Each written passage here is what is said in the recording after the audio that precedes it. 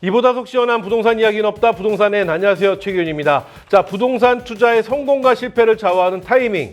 최고의 부동산 투자 멘토가 제시하는 최적의 입지와 매매 전략으로 여러분의 부동산 고민 이제 부동산 N이 해결해 드립니다. 자, 오늘도 현명한 부동산 전략을 세워줄 최고의 부동산 멘토입니다. 미래가치투자연구소 우리 한정훈 대표와 함께합니다. 안녕하세요. 네, 안녕하세요. 반갑습니다. 한 주가 지난 동안에 뭔가 확 변화가 생겼습니다. 변화 없습니다. 똑같습니다. 네, 뭔가 한 8년 6개월 정도는 젊어지신 듯한 느낌은 기분 탓인가요? 본래 젊습니다. 알겠습니다. 자, 오늘도 우리 한정훈 대표와 함께 허심탄회한 이야기 나눠볼 텐데요. 오늘의 이슈앤 주제 바로 만나보도록 하겠습니다. 자, 오늘의 주제입니다. 수도권 신도시 개발은 성공인가 실패인가?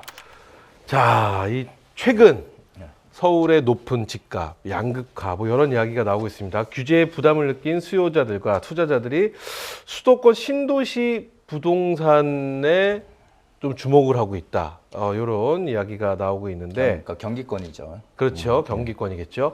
자, 오늘은 이 신도시 개발 현황과 부동산 시장 전망에 대해서 지금부터 허심탄회하게 알아볼 테니까 좀 이 신도시에 관심 있으신 우리 시청자 여러분께서는 오늘 저희를 한번 집중해 주시면 좋을 것 같습니다.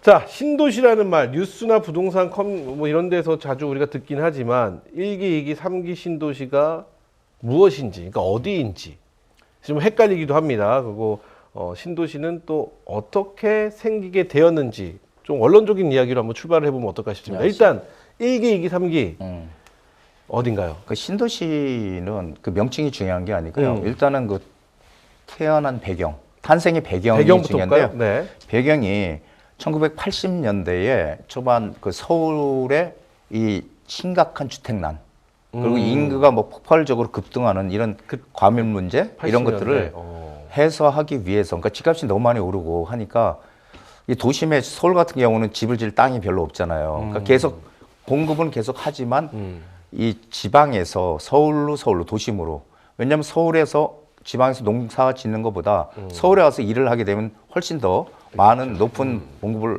월급을 받을 수 있으니까 서울로 계속 오니까 서울이 자꾸 과밀화되고 하니까 거기에 대한 이제 방책으로 수요를 분산하자라는 목적으로 만들어졌던 겁니다. 그래서 89년도에 노태우 대통령이 89년도 예, 신도시 건설 그 200만 호 건설을 발표했죠. 89년도. 그래가지고 그게 1기인 건가요? 1기죠. 90년대부터 90년 초부터 공사를 시작해서 속전속결로 만들어진 도시입니다. 그래서 92년도 말에 입주가 완료된 완전 스피드로 그냥 지어진 도시가 1기 신도시예요. 근데 이게 위치가 1기 신도시의 위치는 서울에서 도심에서 20km 이내예요. 20km 이내. 그러니까 되게 가깝죠. 일산, 예, 분당, 일산, 이때가 평촌, 분당 3번 중동. 이게 다 1기예요? 1기 신도시죠. 근데 중요한 거는 2기 신도시 같은 경우는 거리가 서울 중심에서 30에서 40km예요. 30에 40. 40km.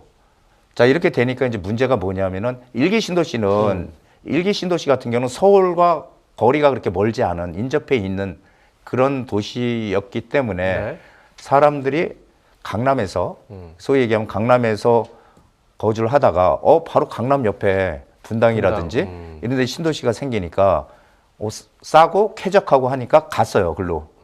이제 그쪽으로 넘어갔죠. 일산도 마찬가지죠. 뭐. 일산도 똑같습니다. 마포나 일산도. 뭐 상암 상암은 그 다음에 개발이 됐지만 광화문 뭐 이쪽 가까우니까 도심 원도심하고 가까우니까 그래서 전부 쾌적하고 가격도 싸고 하니까 다 갔는데 그게 이제 시간이 지나 보니까 시비가 막 엇갈리기 시작했죠. 그러니까 분당은 집값이 많이 오르는데 일산은 집값이 별로 안 오르고 이런 이제 양상이 벌어졌는데 어쨌든 2기 신도시 그건 1기 신도시고요. 2기 신도시 같은 경우는 한 30에서 40km가 떨어져 있다 보니까 이 서울 접근성이 상당히 취약해진 그 도시죠. 그래서 1기 신도시 가장 큰 문제가 그 한마디로 그냥 공급이 부족하다 보니까 집이 부족하다 보니까 집을 대량으로 졌거든요. 대량으로 막 졌어요, 그때는. 그런데 직장이 없어. 예, 2기 신도시 위치부터 한번 여쭤봐야겠는데 2기 신도시는 위치가 어떻게 되나요? 1기에 대한 이야기는 지금 다 설명을 해주셨고 그렇죠? 2기는 어딘가요, 그러면? 2기 신도시는 2기 신도시 같은 경우는 뭐 대표적으로 이제 판교나 동탄, 네. 동탄, 그 다음에 광교 광교, 아시죠? 예, 그렇죠. 광교, 그 다음에 김포 한강 신도시, 파주 운정 신도시, 검단 신도시. 그럼 요 2기 신도시 들어보면은 지금 좀 거리가 멀죠. 된 곳도 있고. 예, 그렇죠. 아직 덜 된 곳도 있는 것처럼 들립니다. 왜냐면은 뭐 김포는 뭐 우리가 알다시피 판교, 한강신도시. 동탄 이쪽은 다 됐고 안 된 곳도 좀 보이는 것 같은데. 예, 파주 운정도 지금 진행하고 그렇죠. 운정이 있고요. 좀 안 된 것 같고 그렇죠. 평택 고덕 국제 신도시 여기도 평택도 역시 마찬가지고 네. 지금 한창 진행을 하고 있는 단계고 위례도 됐는데 위례 이제 가장 큰 문제가 경전철. 경전철이 들어오기로 했는데 안 들어 지금까지 계속 못 들어오고 못 들어오고 계속 있어요. 되고 있죠. 그게 위례에서 강남으로 넘어가기에 교통이 되게 불편하죠. 그러니까 이 신도시의 그런 문제점 중에 하나가 아닌가 싶어요. 그래서 이런 곳들이 이제 2기 신도시인데 2기 신도시는 일단 이게 그 자족 도시라는 1기 자족 신도시와는 도시. 다르게 일자리를 넣는 자족 도시를 만들겠다라고 해서 된 데가 2기 신도시거든요. 그럼 판교 같은 경우는 완전 대성공이네요. 판교는 대표적인 성공 사례라고 볼 수 그렇죠. 있죠. 일자리도 많이 들어오고요. 테크노밸리 중심으로 해서 그렇죠. 일자리도 많이 들어오고 상당히 2기 신도시도 지역에 따라서 좀 희비가 엇갈리는 이제 그런 것들이 상당히 많은 것 같아요. 그래서 사실은 그러다 보니까 2기 신도시는 상대적으로 서울 접근성이 떨어지니까 이제 3기 신도시, 지금 이제 3기 신도시를 다시 지금 추진을 하잖아요. 네. 근데 3기 신도시는 오히려 서울과 1기 신도시보다 더 가깝습니다. 1기보다 가까워요? 예. 그래서 뭐 10km, 지금 15km. 20km, 40km 이렇게 갔거든요. 예. 10km. 10km, 15km 요 안에 다 들어있기 때문에 오히려 1기 신도시 입지는 더 좋다는 거죠. 그래요? 예, 그래서 서울 접근성을 강화하고 뭐 스마트 도시를 만들겠다 이렇게 해서 이제 지금 3기 신도시가 지난 문재인 정부 때 이제 시행이 됐다가 계속 제대로 뭐 한 곳은 없죠. 근데 지금 다시 이재명 정부 들어와서 3기 신도시를 본격화하겠다 지금 그렇게 하고 있는 거죠. 시작은 문재인 정부, 윤석열 정부 때 스탑. 예. 그리고 다시 이재명 정부가 들어와서 다시 추진을 하겠다. 그렇죠. 그래서 이렇게 뭐 되는 거죠? 하남 뭐 교산지구를 왕숙, 남양주 왕숙, 그 다음에 인천 계양, 부천 대장지구, 고양 창릉, 광명 시흥 이런 데들 서울 다 가까운 데들이거든요. 네네. 그래서 이렇게 지금 추진을 하는데 현재 이제 토지 보상은 대부분 이제 완료나 마무리 단계로 들어가 있고요. 그리고 본청 약 2025년도 이제 시작 예정이라고 하는데 빠르면 뭐 한 2028년도 입주 예정이라는데 제가 보기에는 2028년도 입주는 조금 힘들 것 같고 2029년도 이후나 되지 않을까. 왜냐하면은 항상 우리가 계획보다 모든 게 다 그렇죠. 계획보다는 항상 늦어지잖아요. 예, 그래서 특히 신도시 사업은 더더구나 좀 늦어지는 그런 경향이 상당히 많다 이렇게 볼 수가 있겠습니다. 그래요. 그렇다면 대표님이 보시기에는 우리나라의 신도시 현 상황을 한번 좀 제대로 한번 짚어봤으면 좋겠습니다. 저희가 3기 신도시가 문재인 정부에 출발을 해서 윤석열 정부 그리고 이재명 정부까지 오는 동안에 멈춰있던 기간도 있고 이제 다시 시작을 한다 뭐 이런 얘기도 해주셨고 앞서 2기 신도시도 아직 다 마무리가 안 됐다는 안 된 데도 말씀도 있고요. 해주셨고 여러 가지 얘기를 해주셨는데 현재 상황은 어떤가요? 그러면 대표님 보시는 상황은 개인적인 의견입니다. 예, 네. 신도시 정책이라는 게 이제 사실은 모든 나라들이 다 했던 거예요. 따져 보면 일본도 마찬가지고 다 해왔는데 그게 그렇게 어떤 확실하게 뚜렷한 정책을 못 폈다라는 거죠. 근데 저는 신도시 정책은 한마디로 얘기하면은 절반의 성공이다 이렇게 저는 얘기를 하거든요. 그게 뭐냐면은 절반의 성공이면 절반은 실패야죠. 그렇죠. 그렇죠. 근데 그 1기 신도시를 만들었을 때는 80년대이기 때문에 인구가 폭발적으로 늘어났던 시절이거든요. 그리고 주택은 턱없이 부족하던 그런 시절이었거든요. 그러다 보니까 베이비붐 네. 시대를 지났으니까 그렇죠? 그렇죠. 인구가 많을 때죠. 그래서 그런 시절이기 때문에 우리가 이 양적으로 확산하는 정책. 그러니까 이게 한마디로 해서 도시의 외연을 넓히는 그런 정책이죠. 그러니까 서울에서 점점 이게 넓어지는 그런 도시들이 외연을 확장하는 정책들이 맥혔죠. 왜냐하면은 공급이 부족하니까 그리고 인구도 많이 늘어나고 그러니까 집 사줄 사람들이 다 있었다는 거죠. 그 네. 당시는. 근데 이제 지금 문제는 뭐냐면은 지금 상황은 인구가 앞으로 줄어든다고 하잖아요. 그렇죠. 그리고 주택도 예전에 우리가 주택이 턱없이 주택 보급률도 턱없이 부족했지만 지금 전국적으로 보면 주택 보급률이 한 103% 가까이 되거든요. 그럼 이제 100%가 일단 넘었어요. 물론 100%가 넘었다고 해서 이제 전부 다 뭐 집들이 다 한 채씩 있다 이렇게 보기는 네네. 어려운 것이 네. 왜 그러냐면은 서울 같은 경우는 아직도 한 96, 7%이 정도 되거든요. 아직 서울은 그렇고 경기도도 한 98% 정도 되고 주택 보급률이 그래요. 지방 같은 경우는 뭐 110% 이렇게 되는 데도 있고. 자, 이렇게 조금씩 다른데 문제는 OECD 국가들을 기준으로 보면은 주택 보급률이 평균적으로 한 115% 정도 되거든요. 네. 그게 이제 무슨 이유냐면은 100%가 넘어갔다 그래서 주택이 정말 많네가 아니고 왜냐면 우리나라도 가만히 보면 예전 지하 방 있잖아요. 지하방. 네. 저희 지하, 네, 반지하, 반지하, 이렇게, 지하방. 네. 그런 것들 다 주택수에 포함이 되거든요. 그리고 시골 가면은 농가주택이라든지 아니면은 빈집들, 공가들 이런 것도 상당히 많거든요. 그런 것도 다 주택으로 포함이 돼요. 그러니까 사실은 사람들이 살기 원하지 않는 것들도 다 포함이 돼 있기 때문에 어느 정도 사람들이 그래도 이렇게 편하게 거주할 수 있는 그런 집들은 아직도 부족하다라고 볼 수 있죠. OECD 기준에 보면은. 근데 서울은 이제 상당히 지금 아직까지는 100%가 안 됐으니까 부족하고요. 그래서 저는 이제 제 생각은 이 신도시 정책은 그 당시 일기 신도시 때는 네. 맞았다. 일기 신도시는 지금 와서 그 지역명들 들어보면 대성공 아닌가요? 그렇죠. 맞았다 그렇죠? 일단. 네. 왜냐하면은 공급이 부족하고 인구 늘어나던 시절이었으니까. 근데 앞으로가 문제다라는 거죠. 앞으로 우리 상기 신도시 지금 하잖아요. 근데 지금 어떻다고 해요? 앞으로 인구가 지금 점점 줄어든다고 하고 있고 주택 보급률도 아직 부족하지만 그래도 100%가 넘어갔거든요. 네. 자, 이런 상황에서 신도시를 자꾸 만들어 가지고 신도시 외곽에다 공급을 하게 되면은 과연 거기에 수요를 만족시킬 수 있는 거기 그 공급을 만족시킬 수 있는 수요가 과연 존재할 것이냐라는 거죠. 시간이 근데- 가면 갈수록. 근데 좀 궁금한 게 생겨요. 대표님은 늘 항상 말씀하시는 내용 중에 하나가 공급 부족입니다. 예. 근데 공급을 하는데 이게 만족이 되겠느냐? 이게 좀 충돌이 되는 게 줄어든다는 거잖아요. 인구가 앞으로 네, 네, 인구가 인구, 줄어들고 그러니까 집을 살 사람들이 적어진다는 얘기잖아요. 그렇죠.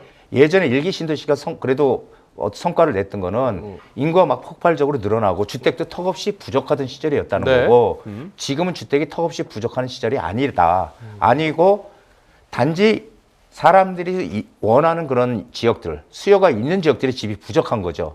그러다 보니까 원하는 곳은 부족하고 원하지 않는 곳은 그렇죠. 넘쳐난다 이런 말씀이신 거죠? 그렇죠. 그러니까 경기도에 집을 짓더라도 신도시를 만들더라도 예전같이 그걸 다 충족시켜줄 수요가 존재할 것이냐라는 게 이제 문제죠.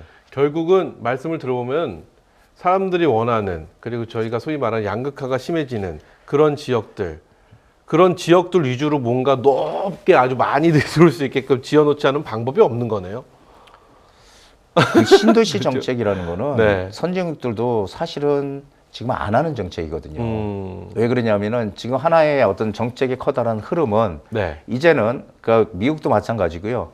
미국도 그 예전에는 뭐 이렇게 어디 외곽에 가서 뭐 집을 짓는다 그러면은 집을 져라.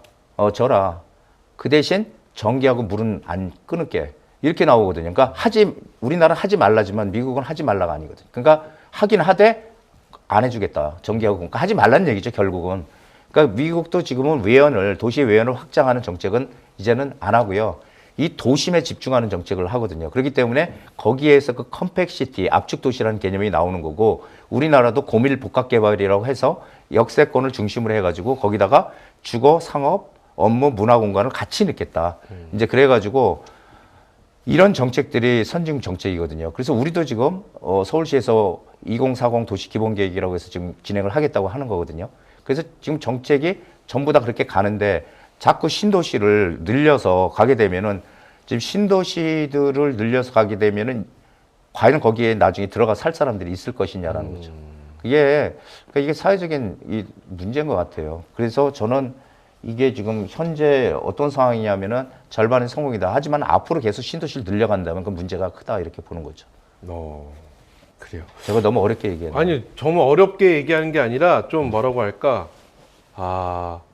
그냥 조금 제가 말을 좀 더 쉽게 한다면 그럼 어떻게 해야 되는 거야 도대체? 사람들에게 어떻게 하라는 거지? 라는 생각밖에 지금 들질 않습니다. 왜냐면 정부에서 그랬다고 온 서울에 있는 모든 곳을 다 재개발, 재건축을 할 수는 없는 거잖아요. 그렇죠. 그렇죠. 그런데 공급 부족이라는 소리는 계속 외치고 있고, 그래서 신도시를 계속해서 만들어내는데 그건 또 틀렸다라는 얘기가 나오고. 근데 그러니까 결국은 서울의 공급이 부족한 거는요. 네. 서울에다 물량을 채워줘야 되는 거지. 그러니까 서울의 공급이 네. 부족한 건 서울의 물량을 채우려면 다 그렇죠. 재건축, 재개발을 해야 된다는 그렇죠. 얘기밖에 안 되는 거예요. 그러면 강남에 지금 지어 있는 집들, 그러니까 강남에는 단독주택이나 이 빌라, 다세대 주택들은 싹 다 사라지고 다 높은 빌딩으로만 올라와야지만 그 공급이 채워진다. 그렇다면 양극화가 심해지니까 똘똘한 한 채 이러면서 강남으로 만약 예를 들어서 몰린다 치면 그래도 모자르게 될 겁니다.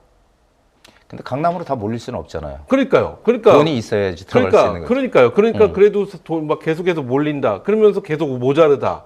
그러니까 이게 어느 장단에 춤을 춰야 되나라는 말이 어느 장단에 맞춰야 되느냐라는 말이 여기서 나오는 게 아닌가라는 생각이 들 정도로 저는 그래서 이 부동산 정책은요. 네네.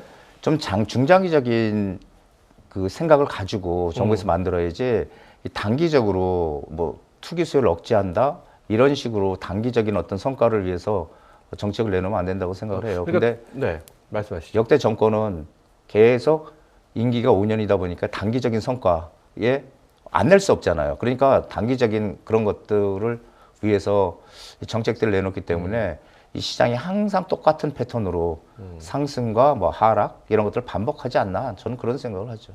근데 이 부동산 정책은요 어디인가 보니까 그런 얘기를 하더라고요. 부동산 정책인가 정치인가 이런 얘기를 하더라고요. 근데 저는 그 두 개가 다 들어가 있다고 보거든요. 단순한 정책이 아니고 정치적인 색깔도 들어가 있다. 이렇게 저는 이제 생각을 하는데 하여간 참 어렵습니다. 부동산 정책이. 아마 제가 보기에는 모든 정책 중에서 가장 이 어렵고 생각할 게 많은 게 부동산 정책이 아닌가 그런 싶어요. 것 같아요. 늘 항상 이 시간 통해서 얘기할 때마다 왜냐하면 서민들도 생각해야 되고. 그렇죠. 예. 그러니까 많은 사람들의 어떤 뭐라고 할까, 많은 정책들이 많은 사람들의 의견을 받아들여 나온 것 같은데 또 반대쪽에서 늘 항상 다른 의견들이 나오니까 제일로 어려운 정책 중에 하나가 아닌가라는 생각을 진짜 다시 한번 해봅니다.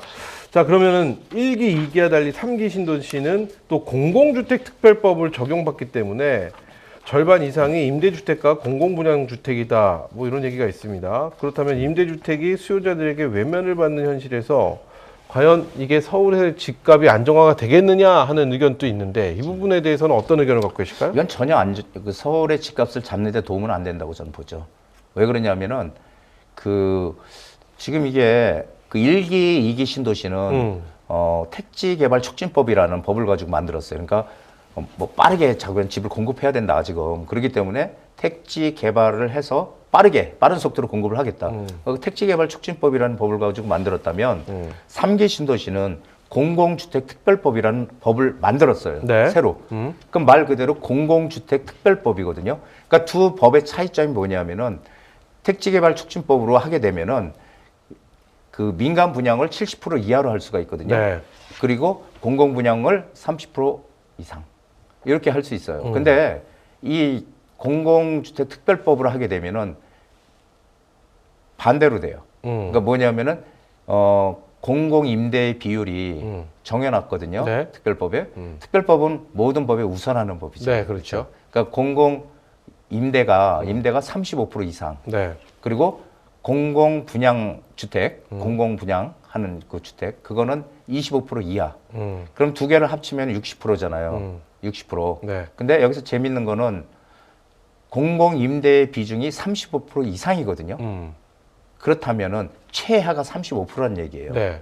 그러면 이거를 얼마든지 늘릴 수 있죠. 그렇죠. 40%도 할 수 있고, 네. 45%도 할 수 있고, 50%도 할 수 있습니다. 네.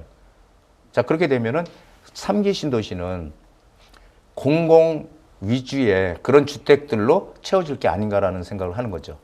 그러니까 민간 분양은 별로 없고 네. 공공 위주의, 그러니까 특히 공공 임대, 임대가 가장 많이 들어갈 수밖에 없는. 근데 공공 임대나 이런 것들을 보시면은 우리가 아시겠지만 항상 소형이잖아요. 소형. 소형이 아닐 수도 있죠. 지금 3기는 새로 짓는 거니까. 소형으로 집니다. 아, 그래요? 예, 소형으로 들어갑니다. 그럼 중대형 4인 가족, 5인 가족 못 이래도 살아요. 그냥 그거는. 소형이에요? 네, 소형으로. 공공 임대 그 대부분이 다는 아니지만 대부분은 소형 주택으로 들어와요. 그래서 소형이라면 평형수로 따지면 평수 뭐 12평, 14평 이런 소형 평형들 있죠. 그러니까 1인 가구네요, 거의. 거의 그렇죠. 신혼부부라든지. 그래서 신혼부부들이 이렇게 살기 좋게 해놓는데 그래서 제가 전에도 한번 말씀드린 적 있잖아요. 이게 공공임대든 간에 분양이든 간에 가족 단위로 살 수 있는 중대형 공급을 해야 된다라는 얘기를 제가 드렸었죠, 그때. 그래서 우리가 돈이 많고 내가 혼자 살더라도 여력이 되고 하면은 소득이 높게 되면은 방 5개짜리에 살고 싶은 거거든요. 혼자서? 혼자서요. 그러고 아니 내가 싶진 돈이 않지만, 내가 돈이 만약에 500억이 있다. 지금 예를 들어서요. 그러면은 방 뭐, 5개 있으면 그래요. 어때? 거기다가 하나는 음악 감상실 만들고 개인 취향이니까. 하나는 독서실 네. 만들고 얼마든지 할 수 있어요. 단지 돈이 없기 때문에 못 하는 것뿐이에요. 그래서 1인 가구라고 해서 무조건 작은 평형이 들어간다는 그런 생각을 지어야 된다는 거죠. 그래서 조금 더 가족 단위로 살 수 있는 싱가포르 같이 중대형 평형 만들어서 가족 단위로 살 수 있는 이런 쪽으로 좀 틀이 바뀌어야 되지 않나 저는 그런 생각을 옛날부터 좀 했거든요. 근데 그러려면은 돈이 비용이 또 많이 들어가. 그렇죠. 그러니까 LH 주도로 지금 신도시 상기 신도시 하는데 그럼 비용이 많이 들어가는데 그 비용을 과연 어떻게 지금 LH도 상당히 그 부채가 많잖아요. 그러니까 그 비용을 어떻게 이제 감당을 할 수 있을 것인가라는 것도 좀 상당히 좀 의문이죠, 사실. 그래서 하여간 이런 저런 이유로 이 일기 신도시 때는 서울에 있는 사람들이 옮겨갔잖아요, 많이. 네, 네. 그 왜 그러냐면 공급 부족하고 인구는 폭발적으로 늘어나고 집은 없으니까 네. 갔다면 지금 시점에서 상기 신도시를 만약에 분양을 한다고 했을 때 어디에 영향을 미칠까? 상기 신도시 물량이 그걸 보면은 바로 경기도에 미칠 것이다. 그러니까 그 뭐냐면은 경기도에도 뭐 광교라든지 이런 중심 지역들이 있잖아요. 그렇죠. 예, 광교라든지 뭐 성남이라든지 이런 중심 지역들이 있는데 이런 지역은 안 미치고요. 그거보다 좀 인지도가 떨어진 지역들, 이런 외곽 지역들에 분명히 영향을 미칠 거다라는 거죠. 그리고 반대로 서울에는 영향이 없다. 서울의 영향은 절대 안 미친다. 왜냐하면 지금 앞으로 양극화, 초양극화가 점점 커지는 이런 상황에서 서울까지 그 영향을 미친다고? 그건 저는 거기에 대해서는 사실은 좀 의문이에요. 그런데 그렇게 얘기하는 분들이 있는데 저는 이건 좀 의문이고요. 그래서 제가 이제 가끔씩 상담할 때 그런 얘기 드리거든요. 상기 신도시 들어오게 되면은 그 옆에 있는 중소도시들 이런 데들이 영향을 받기 때문에 만약 거기를 지금 갖고 계시는 분들은 매도를 해야 된다 이런 얘기를 제가 드리곤 하죠. 3기 신도시 오히려 배도를 해야 된다. 아니 네. 상기 신도시가 생기게 되면은 네, 네. 아, 그 옆에 있는 지역들, 그런 지역들이 오히려 그래요. 영향을 받기 때문에 매도를 해야 된다. 좋습니다. 이런 자, 얘기 그 말씀은 결국은 서울 집값 안정화에는 3기 도움이 별로 신도시는 도움이 안 될 될 것 같지 것이다. 않다. 예. 그런 의견을 보여주셨습니다. 그래요. 아, 참 걱정이네요. 자, 그러면 이 바로 상황이 좀 이렇게 지금 계속해서 속도감도 좀 안 나고 있었던 거는 사실이었지 않습니까? 예. 그렇죠. 문재인 정부에 시작했는데 윤석열 정부 때 멈춰 있다가 이제 다시 시작하려고 하는 거고, 그리고 또 서울의 집값이 안정화가 될까? 될 것 같지 않은데라는 의견도 대표님 또한 그렇게 말씀을 해주셨는데, 한국의 신도시가 일본의 신도시처럼 그래서 몰락하는 거 아니냐라는 의견이 그래서 좀 나오는 것 같습니다. 이 부분에 대해서는 어떤 생각을 좀 갖고 계실까요? 이게 그런 걸까요? 대표님의 개인적인 의견으로 한번 들어보겠습니다. 예. 항상 전 개인적인 의견을 얘기드리죠. 그렇죠. 왜냐면은 되게. 그렇죠. 개인적인 의견. 이게 일본의 신도시 제가 몰랐는데 이 어디죠? 오사카? 오사카의 어떤 저기 센리 맞나요? 예, 오사카 셀리. 셀리. 예. 거기가 신도시라고 해서 깜짝 놀랐습니다. 예, 타마 신도시라고. 저는 그 도시를 신도시인지 몰랐거든요. 가본 적이 있고. 이게 오래전에 지어진 도시이기 때문에. 아, 그래요? 예. 이게 이제 그 65년도에 이제 다마 신도시라고 해서 그 건설을 했어요. 여기도 똑같습니다. 이게 뭐냐면은 이게 도심으로 자꾸 사람들이 집중이 되니까 네. 그러니까 인구 분산을 위해서 만드는 거예요. 이게 똑같아요. 우리나라랑. 일본 뭐 똑같죠. 사실은. 형태가. 그러다 보니까 여기가 청약 경쟁률이요. 3,422대 1이었대요. 그 당시에 그 당시에. 1950년, 65년 이럴 때. 네, 65년. 네. 이게 71년도부터 입주 시작했다고 하는데. 71년도. 네. 예. 근데 이게 3,422대 1이라는 게 이게 믿어집니까? 이게 정말. 근데 여기는 초기에는 어쨌든 도심보다 가격도 싸고 우리도 똑같았죠. 일기 신도시 생겼을 때. 네. 그러니까 사람들이 또 쾌적하고 하니까 신혼부부들이나 직장인들이 많이 넘어갔죠, 일로. 근데 여기가 이제 문제는 뭐냐면 그래서 상당히 이 5층 이런 저층으로 져진 신도시거든요. 네. 그러니까 상당히 쾌적하고 살기가 정말 좋은 신도시가 맞습니다. 구릉지에 이렇게 져졌는데 맞는데 문제는 이게 도쿄 그 신주쿠역에서 최소한 한 30km 정도 떨어져 있어요. 아, 30km, 네. 3km 떨어져 있고, 그러니까 급행 열차를 타고 한 40분 정도 걸려야 도착하는 이제 그런 곳인데, 그러니까 타만 뉴타운에 사는 사람이 도쿄에 출근하면 2시간 가까이 걸린대.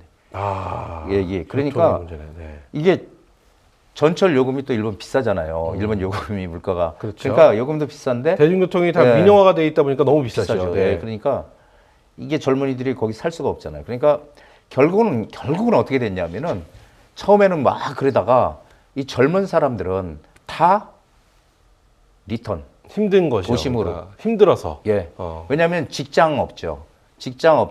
교통 불편하죠. 그러니까 젊은 사람들은 직장을 찾아서 다 도심으로 리턴했다는 거죠. 그러다 보니까 지금은 거기 이제 신도시에 들어갔던 분들이 계속 거주하는 거예요. 그러다 보니까 거기 완전 실버타운화 돼 있는 거죠, 지금.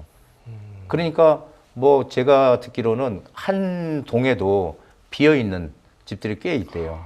그렇게 지금 돼 있는 겁니다. 노인들이 거주하기에 상당히 그 불편하다는 거죠. 그리고 이게 제가 지난번에도 한번 말씀드렸지만은 나이가 많이 들고 해서 노인이 되고 연세가 많이 드시게 되면은 사실은 인프라가 구축된 데서 살아야지 여기는 살기는 정말 좋거든요. 뭐 낮은 구릉지에다가 쾌적한 환경이고 너무 좋아요. 근데 문제는 인프라가 전혀 구축이 안 된 거죠. 예, 그러다 보니까 거기 마트나 이런 데들도 막 문을 닫고 그러니까 뭐 더 힘들어지죠, 그러면. 예, 살기가. 보니까 차로 딱 날짜를 잡아서 차로 이렇게 와가지고 주민들 거기서 물건을 사고. 아, 우리 군대에서 그 PX타 오듯이. 네. 어. 이제 그런 상황까지 가 있다고 해요. 제가 들어보니까. 그래서 이게 아, 그러네요. 이 대도시 주변에 소위 얘기하는 신도시, 우리가 이제 쉽게 얘기하면 위성도시라고도 할 수 있는데 네. 이런 도시들은 결국은 경제적 자립도, 그러니까 일자리가 많으냐, 그리고 교통이 편리하냐, 여기에 따라서 신도시의 어떤 성공 요인 이런 것들이 좌우가 되는데 실제로 신도시 일본도 마찬가지고 일본 더 이상 이제 신도시 안 하거든요. 안 합니다. 이제 지금 안 이 하는데 71년도에 입주한 이 신도시가 마지막이었나요? 예, 그 위에 조금 더 하다가 이제 아예 이제 아. 예. 그래서 신도시 이제 안 하고 도심에 이제 도시 재생 사업이라고 해가지고 동경에 그쪽에도 이제 공급을 하기 시작했어요. 그러다 보니까 신도시들이 더 죽은 거야 다. 왜냐면 그쪽에서 타일로 넘어오는 거죠. 그래서 신도시를 혹자는 베드타운이라고 얘기를 하거든요. 베드타운. 잠만 자고 직장 출근은 딴 데로 하고 예, 이게 베드타운. 그러니까 우리나라 같은 경우는 신도시의 자적 기능을 갖춰야 된다. 이거 누구나 다 얘기하고 누구나 다 원하는 거죠. 정부에서도 그렇게 얘기합니다. 교통망 갖추고 일단 근데 항상 문제가 뭐냐면은 일단은 처음에 신도시를 할 때 교통망부터 만들어 가지고 가야 되는데 항상 뭐부터 해요? 집부터 짓죠. 집부터. 아파트부터 짓고 그 다음에 교통망을 만들려다 보니까 제대로 잘 되지가 않는 거예요. 그리고 일자리도 그러니까 이 자적 도시가 되려면 어떻게 됩니까? 그 지역에 일자리가 존재를 해야 되잖아요. 그런데 지금 우리나라 신도시들 보면 어떻게 해요? 다 잠은 거기서 자고 어디로 다 출근해? 서울로, 경기도로 그렇죠. 출근하잖아요. 이게 지금 뭐 판교 같은 데로. 판교가 자적 도시가 됐죠. 완전히 판교는 진짜 네. 성공한 사례인데요.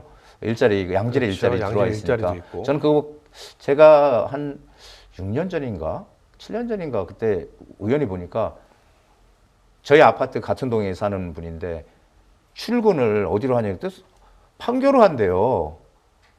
그래서 이제는 거꾸로 이제 판교로도 이제 가는구나. 그렇죠. 이제 그렇게 느낀 적이 한 번 있었거든요. 그게 그만큼 이제 양질의 일자리가 생겨야 사람들이 이동을 여기서 한다는 거죠. 급 질문이 생깁니다. 우리가 소위 말하는 강남 있잖아요. 강남 3구. 예. 거기 그 기업들 굉장히 많이 나왔어요. 거기서. 지금 또 뭐 남아 있긴 하지만 오히려 거기 새로 들어가는 신생 기업보다는 있던 기업들이 나온 경우가 더 많거든요. 근데 거기는 왜 이렇게 사람들이 몰리는 걸까요? 교육인가요? 일단요. 네. 교통이 완벽하죠. 교통 서울에서 강남보다 좋은 것이 훨씬 더 많아요. 아, 그렇지 않아요. 지하철도 그렇고 훨씬 더 편한데 오히려 거긴 차만 막힐 뿐이지. 아, 예. 그거 차 아니에요? 막히는 건 그거는 그리고 사람 별로 생각 안 해요. 버스 중앙차로제도 강남보다는 오히려 다른 지역들이 더 잘 돼 있다 저는 생각을 아, 개인적으로 제가 하는데. 말씀드리는 지하철은 뭐냐면은 네. 지도를 놓고 이렇게 보잖아요. 네네. 종이지도. 네. 뭐 종이도든 뭐 인터넷 지도든 상관없어요. 네네네. 놓고 보면은 강남은 500m 안에 다 전 지하철이 있어요. 이쪽으로도 지하철이 있고 저쪽으로도 지하철이 있고 다 있습니다. 근데 그것이 강남만 그래요. 다른 지역은 절대 그러면 그런 게 대표님의 없어요. 의견은 강남에 사람들이 많이 몰리는 이유는 지하철 때문이다? 아니죠. 교통 네, 교통. 그러니까 항상 이유가 한 가지만 있을 수 없잖아요. 그렇죠, 그렇죠. 그게 너무 교통 문제 궁금해서 그래요. 네. 가장 중요한 것도 교육. 교육. 예, 맹모 삼천지교. 교육 문제가 결국- 가장 크죠, 사실. 결국 하늘 높은지 모르고 뛰어오르는 교육열. 뭐 이렇게 보는 그리고 거예요? 네. 그리고 실제로 그 강남에 우리나라 그 일자리 있죠, 일자리. 네. 일자리 숫자가 강남 서초 제일 많아요. 지금 일자리 숫자 그 통계 내는 사이트가 있는데 거기 보면은 강남 서초가 가장 일자리가 많고요. 그 다음에 일자리가 많다는 거는 조금은 좀 기업들이 많이 들어 있다. 기업들이 많이 들어와 있어요. 아직도. 그게 그렇고. 아직도 그 예전보다 더 많아지고 있다. 네, 매진 추세가- 이상 기업이 강남이 훨씬 많습니다. 그러면 할 말이 없죠. 예, 그리고 거기 한 3, 4위가 중구인가 그렇더라고요. 중구. 그다음에 영등포도 들어가고. 그래서 야, 강남이 그러니까 일자리가 강남은 특히 일자리 중에서 양질의 일자리가 많다는 거죠. 그래요. 그래서 제가 그러니까 사람들이 내가 여력만 되면 강남에 들어가고 싶어 하는 이유가 그런 겁니다. 근데 저는 사실 강남에 별로 살고 싶지 않거든요. 뭐 모르겠어요. 제가 안 살아봐서 지금 살지 않아서. 아, 저도 강남에 살지 않기 얼마큼 때문에 좋은지 모르겠으나, 좀 이해가 좀 안 돼서 한번 여쭤봤습니다. 이거는 뭐 저는 제가 살던 동네에 사는 게 제일 좋아요. 그러니까 굳이 강남에 가 살고 싶지 않습니다. 저도 약간 뭐 운치라고 해야 동네 지역의 운치라고 해야 되나요? 뭐 좀 이런 걸 좀 좋아하는 편이긴 한데 어쨌든 너무 궁금했습니다. 그게. 근데 지금 말씀을 들어보니까 일자리 그리고 교통 그리고 교육열. 그렇다. 알겠습니다. 자, 그러면은 다시 이제 신도시로 다시 돌아가 보도록 하겠습니다. 그러면 신도시 개발에 실패하는 문제점은 결국은 말씀을 쭉 들어보면 일자리다. 예, 이렇게 그 베드타운이라는 거죠. 이렇게 얘기를 할 수 있다. 예, 베드타운에서 유일하게 지금 우리 일기 신도시 중에서 네. 베드타운에서 유일하게 벗어난 데가 분당이에요. 분당. 이기엔 판교가 또 그렇죠. 있잖아요. 예, 맞습니다. 그렇죠? 네. 근데 분당과 판교는 붙어 있잖아요. 바로 붙어 네, 있죠. 네. 예, 그게. 어, 그래서 분당의 집값도 또 많이 오르고 아까도 말씀드렸지만은 일기 신도시를 처음에 만들었을 때는 분당과 일산의 일기 신도시 아파트 값들이 그렇게 차이가 안 났어요. 처음에는. 근데 나중에 시간이 지나 보니까 차이가 엄청 벌어지기 시작한 거죠. 그래요. 한쪽은 이 구도심 접근성, 한쪽은 강남 접근성. 그게 차이점입니다. 참 어렵습니다. 그래서 뭐 신도시를 만들기 전에 기업들이 그쪽 지역으로 좀 옮겨서 갈 수 있게끔 오히려 하면 좋죠. 기업에다 부탁을 좀 해야 되는데, 근데 또 거기 기업 안에서 또 일을 하고 계신 이 뭐라고 할까요? 노동자라고 해야 되나? 직원분들께서는 또 가기 싫으시겠죠. 싫죠. 네, 그렇기 때문에 쉽지가 않네요, 역시. 그러면 이렇게 한번 여쭤보겠습니다. 신도시 개발이 말씀대로 바람직하지 않다면 이 주택 공급과 집값 안정을 위해서는 그럼 도대체 지금 말씀을 들으면 들을수록 저는 그러면 이제 어떻게 해야 되나 그랬다고 서울의 지하철을 강남에 500m 안에 있으니까 서울은 300m 그러니까 그 강남 위에 지역은 300m 안으로 만들어 줄 수도 없고 직장을 억지로 옮길 수도 없고 그렇죠. 그리고 그래서 강남에는 대학이 없거든요. 강남 안에는 대학이 없어요. 그 강남 상공에는 없잖아요. 그 외의 지역에 대학이 훨씬 더 많이 있는데, 근데 교육열은 또 강남이 제일 높다고 하고. 강남대학교는 어디 있는 겁니까? 모르겠습니다. 강남대학교 모르겠네. 강남 안에는 강남 안에 없나? 잘 기억이 나지 있을 수 있겠지만 하기는 기억이 강남에 나지 진짜 않습니다. 대학이 네. 별로 저기 교대 있구나. 교대가 있네요. 그래. 어쨌든 뭐 그렇게 많지는 않다는 건 우리가 명확하게 맞아요, 알 수는 맞아요. 있잖아요. 그렇다고 그걸 옮길 수도 없고, 이거 어떤 방법으로 가야 돼요? 도대체 어떻게 해야 될까요? 이거 물론 저희가 고민할 얘기는 아니지만, 네. 대표님의 근데 의견, 아이디어를 한번 듣고 싶어요. 저는 그 신도시 개발보다는 구도심을 개발해야 된다는 생각을 해요. 왜 그러냐면은 신도시 개발 우리 한번 가만히 생각해 보세요. 지금 막 공급이 아니라 지금 이제 공사를 해가지고 입주를 했어요. 근데 처음 단계부터 신도시를 개발하기 위해서는 10년 이상의 세월이 지나가 10년만 걸립니까? 훨씬 더 걸려요. 더 걸릴 수도 있죠. 네. 그게 왜냐하면은 한마디로 무에서 유를 창조하는 거잖아요. 아무것도 없는 빈 땅에다가 거기다가 아파트 짓고 기반시설 말고 도로, 철도, 도로 뭐 다 만들어야 되잖아요. 네. 일자리까지. 자, 이러다 보니까 시간도 너무 많이 걸리고요. 그리고 교통망 제대로 갖춰지도 않고 그러지만 구도심은 이미 다 갖춰져 있잖아요. 그래요. 일자리도 그렇고 다 갖춰져 있죠. 그렇기 때문에 거기는 그냥 그 동네, 오래된 동네를 거기를 개발만 하면은, 거기만 개발만 할 수 있다면 거기 일자리도 있겠다. 다 갖춰져 있으니까 시간도 훨씬 빠르게 진행이 될 것이고 상당히 그 효율성이 높다는 거죠. 돈도 덜 들어갈 것이고. 근데 이 신도시는 너무 시간도 많이 걸리고, 그리고 이게 과연 나중에 지금 항상 정부에서 그렇게 얘기했거든요. 교통 완벽하게 하겠다. 교통망 네, 다 해서. 그래서 상기 신도시 본래는 교통망 먼저 해가지고선, 근데 그게 잘 안 되잖아요, 지금. 일단 집부터 짓는 거야, 항상. 그러다 보니까 나중에 교통은 글쎄 시간이 계속 딜레이 되는 거죠, 이게. 그러다 보니까 이게 신도시의 가장 큰 문제라서 구도심을 개발해야 되는데, 구도심을 개발할 수 있는 유일한 방법이 재개발과 재건축이잖아요. 네. 그러니까 지금 서울에도 그 낡은 동네들 많거든요.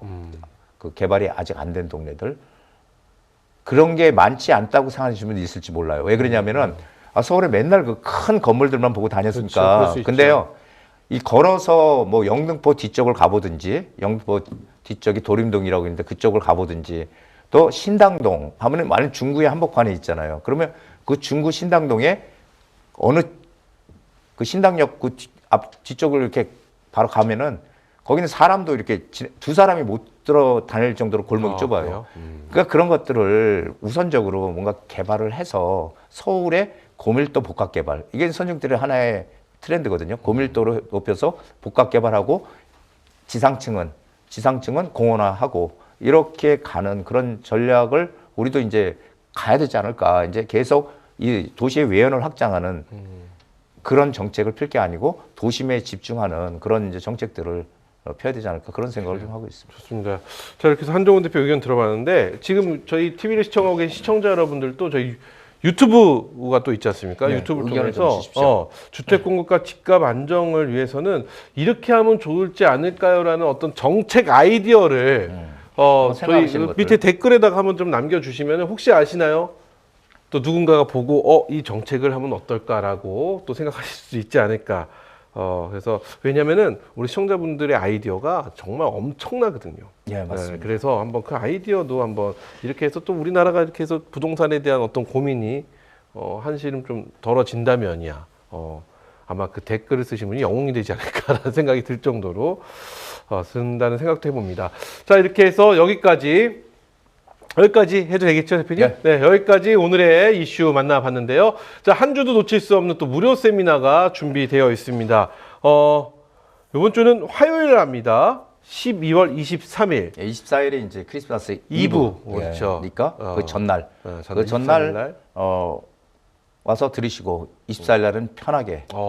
좋습니다. 그러면 크리스마스의 선물과 같은 이야기, 이번에 어떤 이야기를 해주실지 기대가 큽니다. 요즘 뭐 사실은 그 어느 때보다 우리 한종훈 대표의 세미나가 너무 뜨겁기 때문에 오늘도 기대됩니다. 예.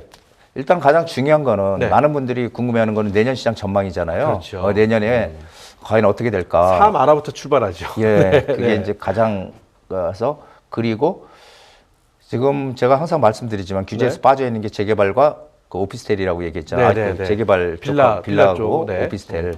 그러니까 근데 오피스텔은 이제 수익형 부동산이니까 우리는 수익형을 원하는 게 아니고 월세를 받는 걸 원하는 게 아니라 투자 이익을 원하잖아요. 그러면은 재개발 시장으로 들어가야 된다는 건 확실한데 네. 그 확실한 재개발 지역을 찾는 법 공개. 예, 그래서 이 재개발 시장이라고 아무 쪽이나 다 들어가면 안 되거든요. 네, 이게 들어가야 될 때가 있고 들어가지 말아야 될 때가 있어요. 지금 뭐 지정이 됐다 그래서 다 되는 게 아니라는 거예요. 그렇죠. 왜냐하면은 그 수많은 지역들이 과연 지정을 했다고 다 될까요? 아니에요. 그렇다면 우리는 뭘 봐야 되냐면은 거기서 사업성이 있느냐, 사업성이 있는 지역이냐, 그리고 여기는 죽었다게도 할 이유가 있는 지역, 이런 것들이 분명히 존재해요. 그래서 그런 것을 옥석을 가리는 재개발 투자의 옥석을 가리는 그런 빌라 찾기 확실한 그런 재개발 공개. 지역을 찾는 방법 네. 대공개입니다. 그런 것들 어차피 12월 이제 말이잖아요. 크리스마스 그러니까 선물이네요. 예, 12월 말이니까 여러분들 편하게 와서 들으시고 제 말에 만약에 동의가 되신다면 네. 빠르게 움직이셔서 여러분들이 재테크에 성공할 수 있는 내년 좋은 선물이 되지 않을까 저는 그렇게 그래요. 생각합니다. 요번에 좀 기대가 큽니다. 뭐 늘 항상 늘 알찬 시간이었는데 특히 요 마지막 네. 2025년도의 마지막 이 무료 세미나는 그 어느 때보다 기대가 큽니다. 자, 서울 전화 02-556-6961에서 3번으로 전화를 주시면은요, 저희가 자세한 안내 도와드리니까요. 서울 전화 02-556-6961에서 3번으로 전화 주시기 바라겠습니다. 자, 최고의 부동산 전문가 우리 한정훈 대표가 여러분의 투자 상황과 자금 계획에 맞는 최적의 솔루션을 제시해 드리니까요. 여러분들의 많은 참여 부탁드리겠습니다.